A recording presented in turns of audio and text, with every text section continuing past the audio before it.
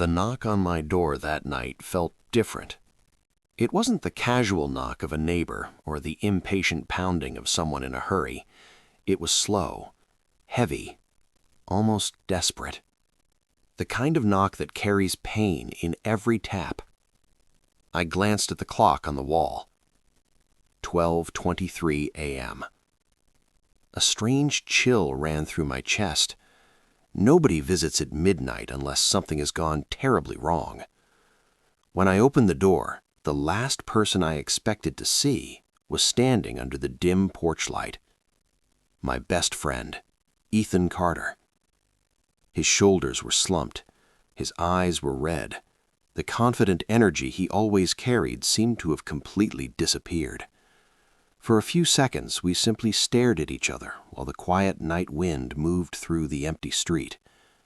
Then he spoke. His voice was soft, almost fragile. "Can I stay here tonight?" Before we continue this story, if you believe in kindness, second chances, and standing beside the people you care about in their darkest moments, take a moment to like this video, comment where you're watching from, and subscribe to the channel. Stories like this remind us how powerful compassion can truly be. Ethan and I had been friends for nearly 14 years. We first met in college in Dallas, Texas, when we were two broke freshmen trying to figure out what life was supposed to look like. I was studying architecture. Ethan was chasing his dream of becoming a photographer. Back then, he was the loudest guy in the room, the one telling jokes, making everyone laugh, always convinced that life would somehow work out in the end. But the man standing on my porch that night looked like someone who had lost that belief completely. I stepped aside and let him in without asking questions. Sometimes people don't need explanations immediately. Sometimes what they need most is simply a door that opens. Inside my small house in San Antonio, the air felt warmer, but the silence between us was heavy. Ethan dropped his worn backpack near the couch and slowly sat down like the weight of the entire world had landed on his shoulders. His hands were shaking slightly. That scared me more than anything else. Ethan had always been emotionally strong.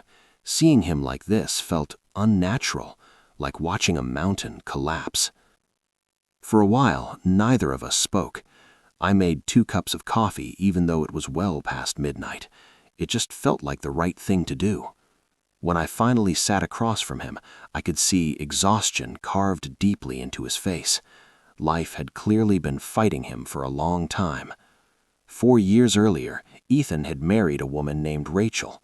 From the outside, their life always seemed stable.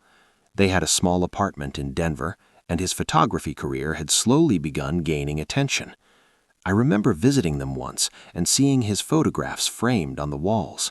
Sunsets over mountains, portraits of strangers that somehow looked like they carried entire life stories inside their eyes. He had real talent, but talent doesn't protect anyone from life's storms.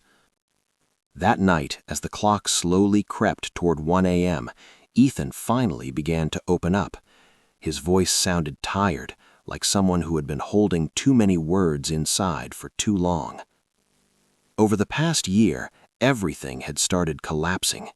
His photography business struggled during a long economic slowdown.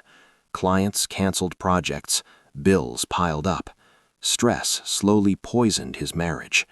Arguments became frequent. Silence became worse than shouting.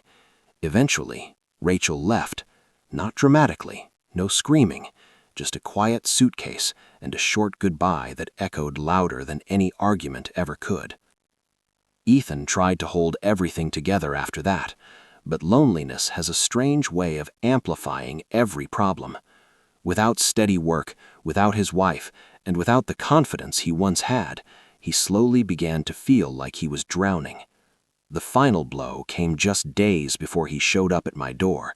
His landlord had given him notice to leave. His savings were gone. Most of his photography equipment had been sold piece by piece just to survive.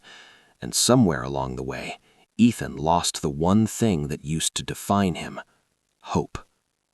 Listening to him that night made me realize something painful.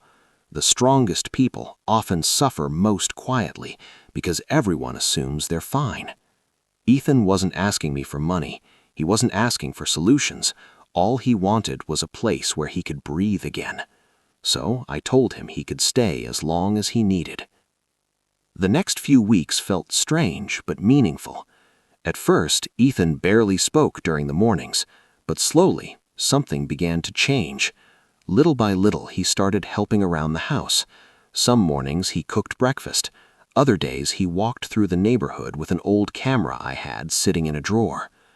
One evening I noticed him sitting on the porch studying a photograph he had taken earlier that day. It showed a small boy riding a bicycle down the street with golden sunlight glowing behind him.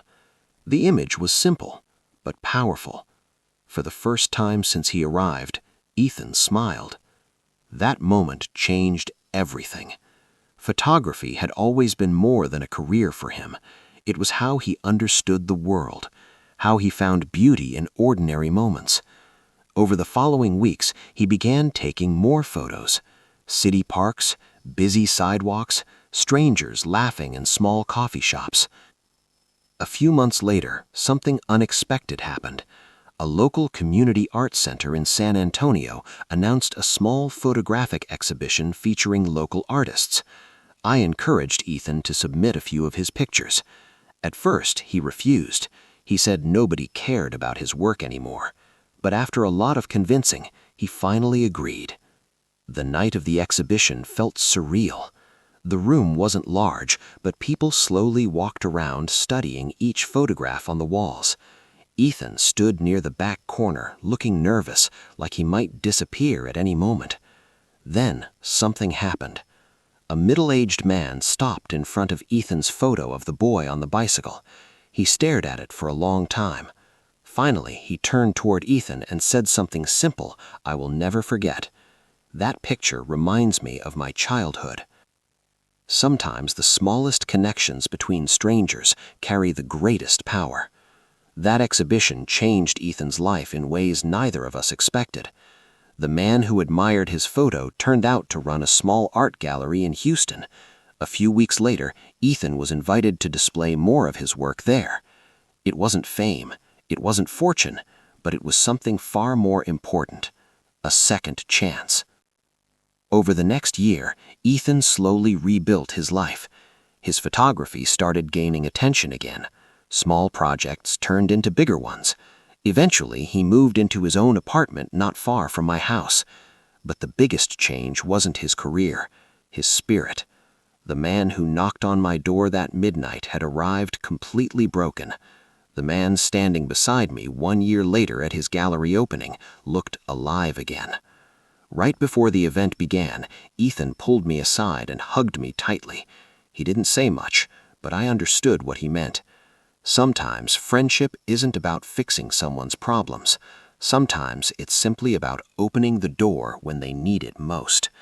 And sometimes that open door is the moment that changes everything.